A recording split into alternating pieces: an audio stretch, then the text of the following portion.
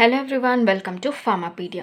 So ఈరోజు మనం చాలా ఇంట్రెస్టింగ్ టాపిక్ గురించి మాట్లాడుకుందాం. అదేంటిదంటే బీఫార్మసీ అయిపోయిన తర్వాత మనం చూస్ చేసుకునే కెరీర్ ఆపర్చునిటీస్ ఏంటిది.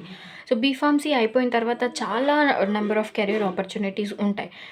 అది డిపెండ్స్ అపాన్ యూ అనమాట. మీరు ఏ రూట్లోకి వెళ్ళాలనుకుంటున్నారో ఆ రూట్ని చూస్ చేసుకోవచ్చు. బట్ చాలామందికి ఐడియా ఉండదు ఏమేమి కెరీర్ ఆపర్చునిటీస్ ఉంటాయి, బీఫార్మసీ అయిపోయిన తర్వాత ఏమేమి జాబ్ ఆపర్చునిటీస్ ఉంటాయి, ప్రైవేట్లో ఏం జాబ్ ఆపర్చునిటీస్, గవర్నమెంట్లో ఏమేమి ఉంటాయి, అండ్ ఫర్దర్గా ఏదైనా స్టడీస్ మనం చేయాలనుకుంటే ఏం చేయొచ్చు అనేది చాలామందికి ఐడియా ఉండదు. సో వాళ్ళ కోసం ఈ వీడియో అనమాట. సో స్కిప్ చేయకుండా ఎండ్ వరకు చూడండి, చాలా informative video. So first of all, మన బీఫార్మసీ అయిపోయిన తర్వాత మనం ఏదైనా ఫర్దర్గా స్టడీ చేయాలనుకుంటున్నాం అనుకోండి, మనకు ఏమేమి ఉంటాయంటే ఫస్ట్ వచ్చేసి మనం ఫర్దర్గా ఎంఫార్మసీ చేయొచ్చు. దాంట్లో మనం ఏదో ఒక డిపార్ట్మెంట్ ఆర్ స్పెషలైజేషన్ని చూస్ చేసుకోవచ్చు. అది డిపెండ్స్ అపాన్ యూ, మీకు ఏది ఇంట్రెస్ట్ ఉంటే అది. లైక్ ఫార్మకాలజీ అనుకోండి, ఫార్మాస్యూటిక్స్ అండ్ కాగ్నసీ, రెగ్యులేటరీ అఫైర్స్, ఫార్మాస్యూటికల్ అనాలిసిస్, ఈ సబ్జెక్ట్స్ ఉంటాయన్నమాట. పర్టికులర్గా ఈ స్పెషలైజేషన్స్ని మనం చూస్ చేసుకోవచ్చు ఫర్దర్గా ఎంఫార్మసీ చేయాలనుకుంటే. అండ్ దాని తర్వాత మనం పిహెచ్డి కూడా చేయొచ్చు అండ్ ఎంబీఏ చేయొచ్చు అనమాట. ఫార్మా బీఫార్మసీ అయిపోయిన తర్వాత ఫార్మా ఎంబీఏ చేయొచ్చు. అండ్ దాని తర్వాత మనం వేరే ఎగ్జామ్స్ లైక్ సిఎస్ఐఆర్ అలాంటి ఎగ్జామ్స్ కూడా మనం రాయొచ్చు. మనం కూడా ఎలిజిబుల్, బీఫార్మసీ వాళ్ళు కూడా సిఎస్ఐఆర్ ఎగ్జామ్స్కి ఎలిజిబుల్ అనమాట.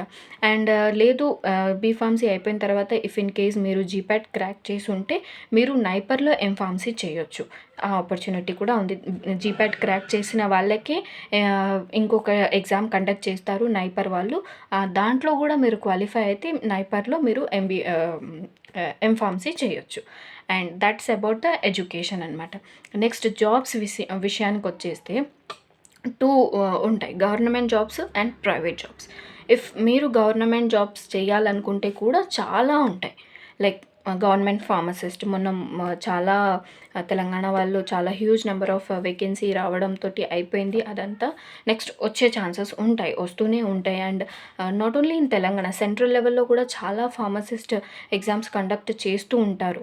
And drug inspector exams conduct అవుతూ ఉంటాయి. సెంట్రల్ లెవెల్ ఫ్యూచర్లో వస్తుంది డ్రగ్ ఇన్స్పెక్టర్కి. And junior analyst, drug analyst, అలా కొన్ని గవర్నమెంట్కి సంబంధించిన ఎగ్జామ్స్ కూడా ఉంటాయి మన బీఫార్మసీ వాళ్ళకి. అండ్ దాని తర్వాత ప్రైవేట్లోకి వస్తాయి.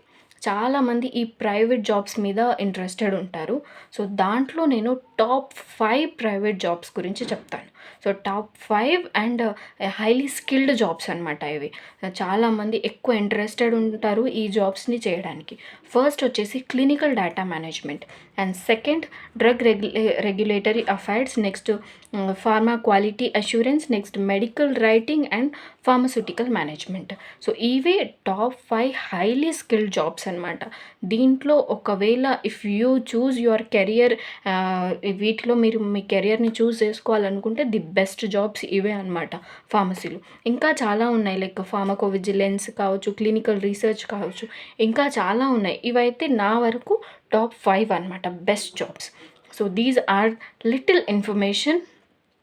దీని గురించి ఇంకా కావాలంటే కమెంట్స్ చేయండి, నేను దాని ప్రకారంగా వీడియోస్ అప్లోడ్ చేస్తూ ఉంటాను. ఇంకా ఏం కెరియర్ ఆపర్చునిటీస్ ఉంటాయి అండ్ మీరు ఏ రూట్ని చూస్ చేసుకుంటే యుల్ బీ ద బెటర్ అనే గైడెన్స్ కూడా ఇస్తుంటాను.